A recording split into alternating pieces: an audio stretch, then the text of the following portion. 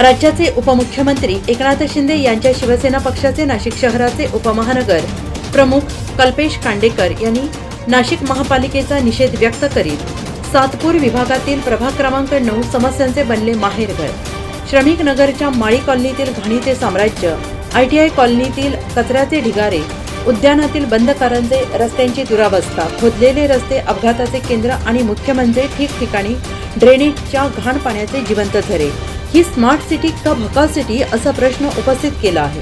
आता तरी मनपा प्रशासनाला जाग येईल का असा प्रश्न विचारणारे बॅनर सातपूर शहरातील मुख्य चौकांमध्ये काल सायंकाळी लावले आहेत। या बॅनरची सकाळपासून शहरात एकच चर्चा सुरू झाली। यावर कल्पेश कांडेकर यांना विचारलं असता त्यांनी अधिक माहिती दिली। सातपूर शहरात ठिकठिकाणी आपण जे काही समस्यांविषयी जे बॅनर लावलेले आहेत त्या बॅनरची खूप चर्चा आहे, काय वाटतं, काय सांगाल या विषयावरती? सर्वांना सर्वप्रथम जय महाराष्ट्र। या ज्या समस्या आहेत ह्या आजच्या नाही आहे, 1992 पासून इथे नगरपालिका आलेली आहे। 92 पासून तर आज जो आला 2025 आजपर्यंत फक्त श्रमिक नगर हा दुर्गती मार्गाला लागलेला आहे, तो कधीच पुढे आलेला नाही। आणि हे जे घाणीचे जे साम्राज्य आहे तुम्ही बघत असाल, तुम्ही कमी कमी 5 ते 7 वर्षापासून ह्या गोष्टीवर भांडण करतोय, वारंवार नगरपालिकेला कंप्लेंट करतोय।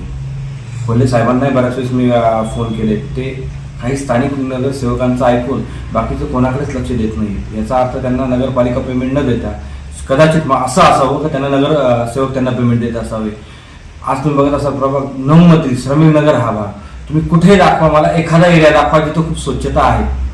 आवाज आम्ही इथले स्थानिक भूमिपुत्र असून आज आम्हाला अशी वेळ आलेली की इथली गरज विकून आम्हाला दुसरीकडे जावं लागणार आहे। ही परिस्थिती आजची इथे झालेली आहे। प्रत्येक ठिकाणी तुम्ही पहा, खड्ड्यांचं साम्राज्य घ्या, गार्डनमध्ये जा, गार्डनमध्ये माणसं सोडून कुत्रे जास्त दिसतील तुम्हाला। गाण्याचे साम्राज्य तुम्ही पाहाल, ज्या चौकात जाल त्या चौकात तुम्हाला गाण्याचे साम्राज्य दिसतील। जे नगरपालिकेने कारंजे बसवले, कारंजे सुद्धा बंद आहे, म्हणजे नगरपालिकेची फक्त लूट करायची आणि ह्यांनी यांचे खिशे भरायचे आणि श्रमिक नगरला फक्त वाऱ्यावर सोडायचं।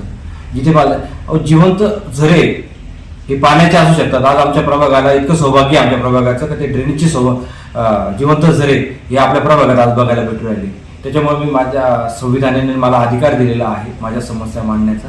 मी ह्या इथला भूमिपुत्र असल्यामुळे माझ्या समस्या मी सगळीकडे मांडलेल्या आहे।